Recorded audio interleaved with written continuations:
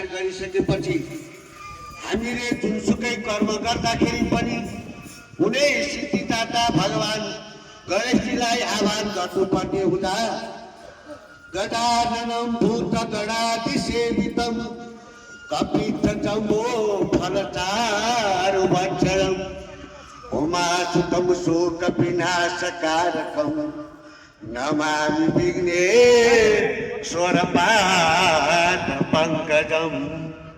नारायण हरि जय गुरु गणेश हरे राम जय गुरु गणेश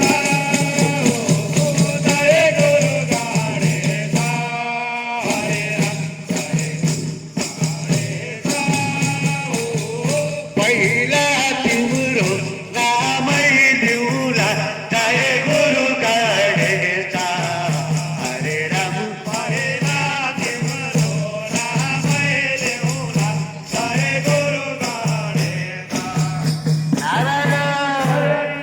यसरी सिद्धिदाता गणेश भगवानलाई आह्वान गरिसकेपछि हे गौरी पुत्र विनायक, हे लम्बोदर, हे मुसकपाल, हे एकदन्त, हाम्रो भजन पार्टी लगायत यहाँ उपस्थित सम्पूर्ण भक्तजनहरूलाई छोडेर नजाउन अन्त भन्दै उनी शिवजीका छोरा गङ्गा पुत्र कुमारको नारायण हरि दोस्रा लिउला नाम